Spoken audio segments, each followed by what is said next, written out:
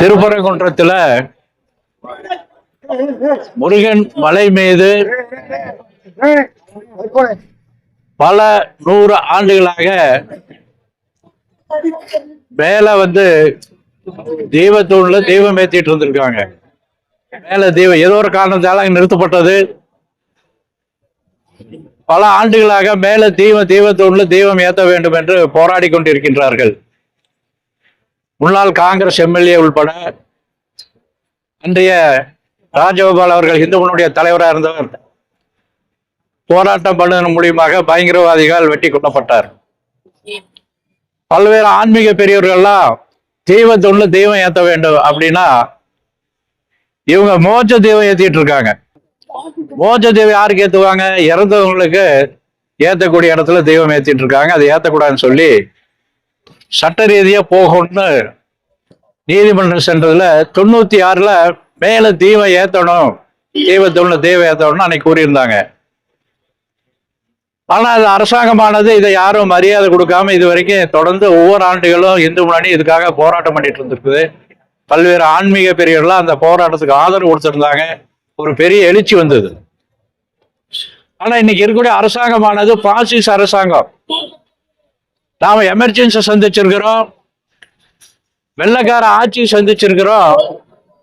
அதை விட இது மோசமாக இந்த ஆட்சியானது இருக்கின்றது.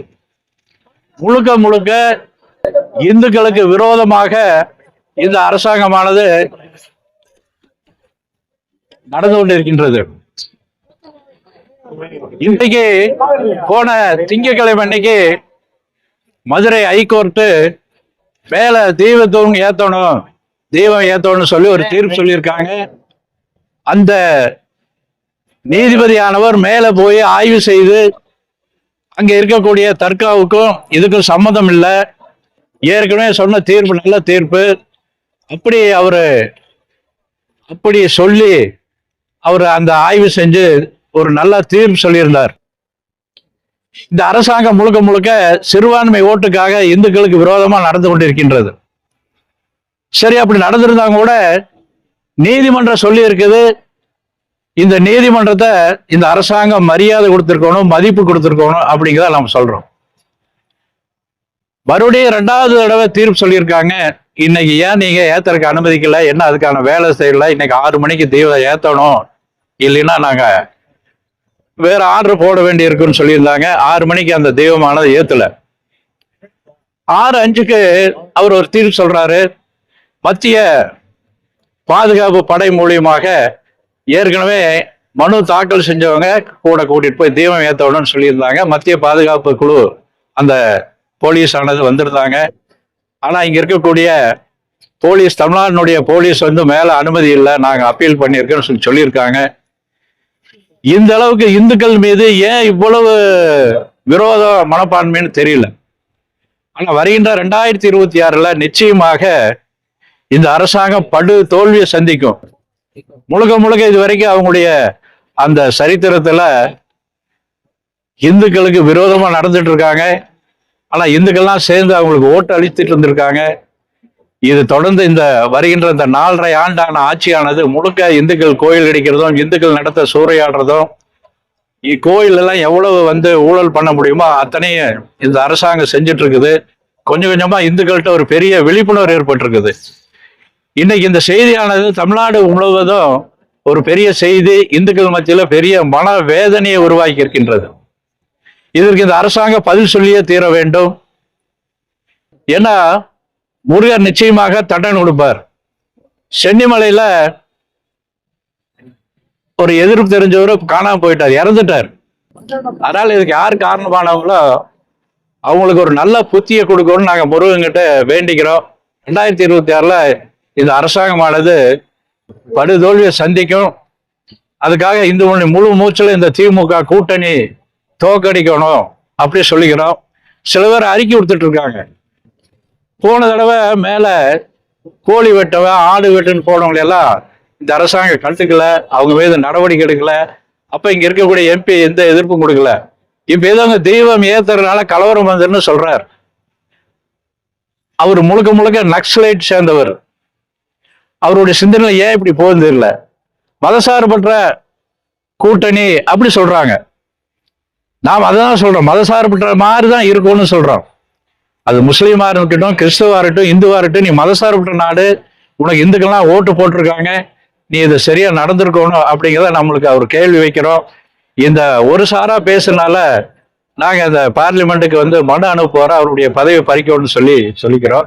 அடுத்த கட்டம் இதுக்கு என்ன பண்றதை பத்தி நிர்வாக குழு கூடி முடிவு செய்யும். குறிப்பா நீதிமன்ற உத்தரவின் பேர்ல இங்க வந்து கார்த்திகை தீபம் ஏற்றிடுவாங்கன்றக்காண்டி மாவட்ட ஆட்சியர் உடனடியாக இந்த பகுதியில் வந்து 144 தடை உத்தரவு போட்டுருக்காங்க. இப்ப அதை காரணம் காமிச்சுதான் ராணுவத்தையே வந்து துணை ராணுவத்தையே உள்ளுக்கு விடாம இப்ப வந்து திருப்பி அனுப்பிச்சிருக்காங்க. அது அதே மாதிரி மேல்முறையீட்டு மனு வந்து இன்னும் நம்பரே ஆகலாம், ஆனா வந்து நாளைக்கு வந்துடும் அப்படின்னு சொல்லி அதையும் காரணம் சொல்லி சொல்றாங்க. இல்ல, அது யாரு வந்து இதுக்கான காரணம்னு தெரியல. இது வந்து பைத்தியகாரமான போக்கு. இன்னைக்கு கார்த்திகை ஜோதிக்கு கோயிலுக்கு வரக்கூடிய பல்லாயிரக்கணக்கான மக்கள் வந்து விட்டு போயிருக்காங்க.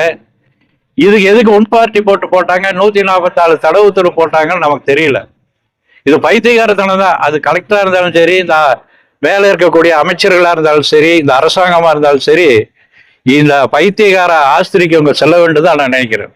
எப்படி ஜனங்க 144 தடவை போட்டா எப்படி ஜனங்க கோயிலுக்கு போவாங்க? இங்க என்ன நடந்தது? ஏற்கனவே முருக பக்தர் மாநாடு நடந்தது, பல லட்சக்கணக்கான பேர் வந்திருந்தாங்க, எந்த விதமான இது இல்லாம நடந்தது. இது வேணும்னு இந்துக்களுக்கு விரோதமான அரசாங்கமா இருக்கனால இந்த 144 தடை உத்தரவு போட்டு பக்தர்களை அச்சுறுத்தி இருக்காங்க. இது வன்மையா இந்துவுடன் கண்டிக்கின்றது. குறிப்பா அந்த முருக பக்தர்கள் என்ன சொல்றாங்கன்னா, இது நீதிமன்ற அவமதிப்பு இல்ல, முருகனை வந்து அவமதிச்சுட்டாங்க அப்படிங்கிற மாதிரி ஒரு குற்றச்சாட்டு வைக்கிறாங்க. அதை நீங்க சாரி பாக்குறீங்க? நாம் அதுதான் சொல்றோம். முருகரை அமைப்பது இந்த அரசாங்கம், கூட அறநிலையத்துறை அதுக்கான உதவி புரியுறாங்க. ஆனா அவங்கள குறை சொல்ல முடியாது. ஏன்னா மேல இருக்கிறவங்க சொல்றத அவங்க கேட்டுக்குவாங்க. அதிகாரிகள் அவங்களே சொல்றாங்க, நாங்க என்ன பண்றதுங்க, மேல இருந்து எங்களுக்கு தகவல் வருது, அப்படி காவல்துறையில சொல்றாங்க, அறநிலையத்திலும் சொல்றாங்க. அதனால மேல இருந்து இயக்குறாங்க. முருகருக்கு விரோதமா நடந்தது இந்த அரசாங்கம்.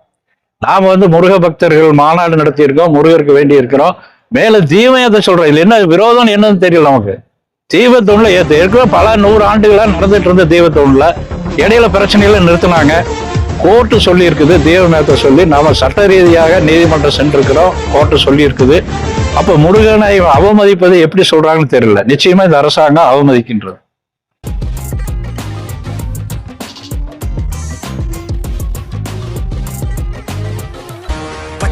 தப்பாதுடா சிங்க இது சிக்காதுடா, சுத்து போட்டு நிக்காதடா, சூற விட்டா தாங்காதுடா. சிவண்டா சிவண்டா சிவண்டா, எதுக்க எவண்டா எவண்டா எவண்டா.